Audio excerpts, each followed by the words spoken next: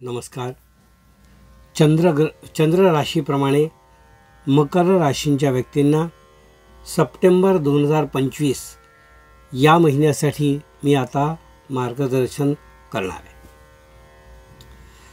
मकर राशींच्या व्यक्तींना या महिन्यामध्ये आरोग्याकडे लक्ष द्यावं लागणार आहे. कारण काही गोष्टी जरा वरखाली होताना दिसून येतात. म्हणजे कधी प्रकृती चांगली तर कधी प्रकृती नरम तर कधीतरी अतिशय चांगली असं दिसून येत आहे. ही आरोग्यविषयक जी तक्रार आहे ती महिनाभर अशीच चालू राहणार आहे. तर त्याविषयी ठोस उपाययोजना करा. म्हणजे स्वतःला शिस्त लावा. औषध घेणे केवळ हे त्याच्यावर माध्यम नाही आहे. स्वतःला शिस्त लावा. वेळेवर झोप घेणे, जेवढे नियंत्रित आपल्याला आवश्यक झोप आहे तेवढे तास झोप घेणे, योग्य वेळी जेवणे म्हणजे जेवणखाण योग्य वेळी घेणे आणि झोप योग्य पुरेशी घेणे, या दोन गोष्टी नियमित केल्या तरीसुद्धा तुम्हाला बऱ्याच चांगला अनुभव यापासून येऊ शकतो. कारण औषध घेणे हे केव्हा आहे की आपल्या कंट्रोलच्या बाहेर एखादी गोष्ट आहे तेव्हाच औषध घ्यावं लागतं. जी आपल्या ताब्यात आहे, जी गोष्ट आपण करू शकता ती तर आपण अवश्य करा, ती करून बघा आणि मग गरज वाटली तर औषध घ्या. औषधाची सहसा सवय लावून घेऊ नका.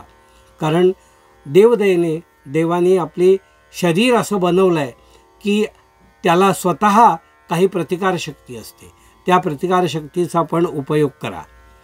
त्या प्रतिकारशक्तीच्या उपयोगाने आपण सक्षमपणा असाच सल्ला मी या ठिकाणी तुम्हाला देऊ इच्छितो. म्हणून मकर राशींच्या व्यक्तींनी पथ्य चांगलं करा, औषध कमी घ्या असाच सल्ला मी या ठिकाणी तुम्हाला देऊ इच्छितो.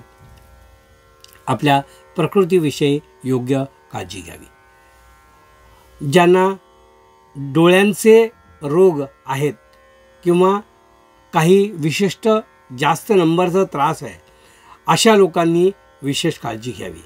कदाचित तो नंबर वाढणार आहे असं दिसून येतं किंवा एक नवीन नंबर जो नाही आहे तुमच्या डोळ्याला तो नंबर तुम्हाला या महिन्यात काही त्रास झाल्यामुळे टेस्ट केले असता दिसून येईल आणि ते तुम्हाला घ्यावं लागेल. तो चष्मा तुम्हाला लावायला लागेल. ते नेत्रातील दोष तुम्हाला दूर करावे लागतील असा सल्ला मी या ठिकाणी तुम्हाला मकर राशींच्या व्यक्तींना देत आहे. आणि याकडे पॉझिटिव्ह दृष्टीने बघा की जेणेकरून त्या टेक्नॉलॉजीमुळे तुम्ही काही आपल्या कमतरतेवर मात करू शकता. मकर राशींच्या व्यक्तींना मी असं सांगू इच्छितो की नोकरी उद्योगामध्ये थोडं ताणतणावाचं वातावरण राहील. म्हणजे कामाचं प्रेशर खूप राहील, खूप लोड राहील कामाचं आणि ते साध्य करताना, ते टार्गेट अचीव करताना थोडे मेटाकुटेला तुम्ही येणार असं दिसतं आहे. पण नाउमेद होऊ नका. ही जबाबदारी आहे, ती जबाबदारी आपली पार पाडत राहा. जेवढे तास आपण जबाबदारी घेतली ती जबाबदारी पार पाडत राहा. जे उद्योगधंदा करणारे जे व्यक्ती आहेत, ज्यांची उलाढाल खूप मोठी आहे, व्यापार आहे, त्यांनी ह्या महिन्यामध्ये अतिशय सावधगिरीने आपला धंदा उद्योग करा. खूप मोठी गुंतवणूक या महिन्यात करू नका. जे काय कराल ते मार्गदर्शन घेऊनच करा. सरकारी कामामध्ये काही अडथळे येतील. काही परवानग्या मिळवणं, काही सर्टिफिकेशन मिळवणं किंवा लायसन्स मिळवणे याच्यामध्ये काही अडथळे या महिन्यात दिसून येतात. तर त्या वेळच्या वेळी जर घडल्या नाहीत तर पुढची तारीख घ्या किंवा पुन्हा आपले पेपर्स जे आहेत ते नीट करून म्हणजे सिक्वेन्शियली नीट लावून पुन्हा एकदा सादर करा असाच सल्ला मी या ठिकाणी तुम्हाला देऊ इच्छितो. तर याविषयी आपण जागरूक राहा स्वतःसाठी असं मी सांगेन तुम्हाला.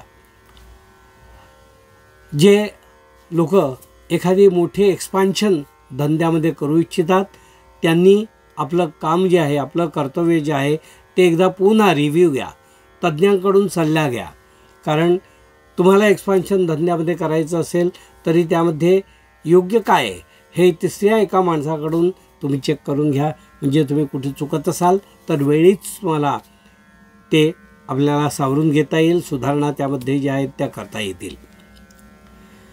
कोर्टामध्ये ज्यांच्या केस प्रलंबित आहेत त्यांचा आता हळूहळू निकाल तुमच्या फेवरमध्ये येतो आहे आणि तो तुमच्यासाठी योग्य असा, चांगला असा लागणार आहे अशी सुवार्ता मी या ठिकाणी तुम्हाला देत आहे.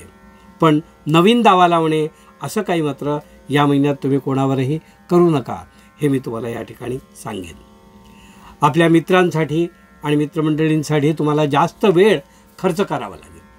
तो वेळ अति खर्च होत नाही ना, तुमचा कामाचा वेळ त्यात वाया जात नाही ना, किंवा धंद्याचा आणि आपल्या कुटुंबासाठी लागणारा वेळ जात नाही ना वाया, याची मात्र आपण अवश्य काळजी घ्या. किंवा आपले मित्र, आपले जे काही बरोबरीचे भावंड वगैरे जे असतात ते आपल्यासाठी काही संधी जर त्यांच्याकडून आपल्याला मिळाल्या तर त्याचं आपण सोनं करा, त्या संधीचं सोनं करा, असंच मी तुम्हाला या ठिकाणी सांगेन. कारण विश्वासाने तुमच्यापर्यंत ह्या गोष्टी त्यांनी आणलेल्या आहेत. तर ते तुम्हाला जे काही उपयोग स्वतःचा करून देत आहेत तर तो उपयोग आपण करून घ्या, असा मी सल्ला या ठिकाणी देईन. या महिन्यामध्ये आपण थोडे नास्तिक बनत चाललात असं मी मुद्दाम सांगेन. म्हणजे आस्था आहे, विश्वास आहे, पण तुमच्या हातून कर्म घडत नाही आहे, किंवा योग्य ते जे काही साधना आहे तुमची ती तुमच्याकडून होत नाही आहे ह्या महिन्यात, असं तुम्हाला दिसून येईल. पण तुम्हीसुद्धा त्यामध्ये योग्य साधना, आपली जी काही आपली आध्यात्मिक प्रगती आहे ती साधण्याचा प्रयत्न तुम्ही करा आणि त्यातून एक आनंद विशेष तुम्हाला जो काही मिळवेल तो आपण करून घ्या.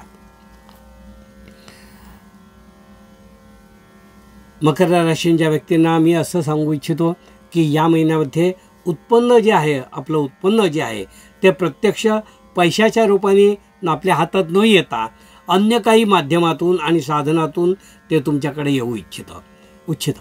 म्हणजे पैसे अगदी जे आहेत ते पैसे पूर्णपणे तुमच्या बाबतीत न मिळता, तुमच्याकडे न येता अन्य काही साधनातून माध्यमातून तुमच्याकडे येऊन पोचतील. तर ते आले म्हणजे झालं, असं काही नाही की हातातच मिळालं पाहिजे, पण जरा वाया तुम्हाला ते उत्पन्न तुमचं जे आहे ते मिळू शकतं, असं मी या ठिकाणी तुम्हाला सांगेन. आपले आई वडील आणि आपल्या घरातली मोठी मंडळी यांची जरा चिंता या महिन्यात दिसून येते. म्हणजे त्यांच्यासाठी तुम्हाला वेळ द्यावा लागेल, त्यांच्या ट्रीटमेंटसाठी काही खर्च पण करावा लागेल आणि त्यांच्यासाठी तुम्हाला एक आपलं काही प्लॅनिंग बनवावं लागेल. म्हणजे तुमचा वैयक्तिक वेळ खर्च करावा लागेल. त्यांच्या प्रकृतीविषयी तुमची चिंता लागून राहील. आरोग्याविषयक त्यांच्या चाचण्या करणे, टेस्ट करणे, त्यांना काही ट्रीटमेंट देणे, न जाणू एखादं काही ऑपरेशनही त्यातून संभवतं तर तेही करावं लागेल. तर ते तुम्ही आपलं कर्तव्य म्हणून अवश्य पार पडाल असा मला विश्वास आहे आणि ते तुम्ही निश्चितपणे करा. या महिन्यात आर्थिक स्थैर्य प्राप्त होण्यासाठी मकर राशीच्या व्यक्तींनी आपल्या घरामध्ये आपल्या पुरोहितांना बोलवून एक सप्तशतीचं पारायण किंवा सप्तचंडी पाठ असा वाचून घ्या. आपल्या श्रद्धा चॅनलवर जे उपलब्ध आहे ते सुद्धा तुम्ही लावून ऐकू शकता, किंवा आपल्या गुरुजींना बोलवून तुम्ही अवश्य एकदा ते घरामध्ये वाचन करून घ्या. याचा खूप मोठा फायदा तुम्हाला होईल. हे होतं मकर राशीच्या व्यक्तींना मार्गदर्शन.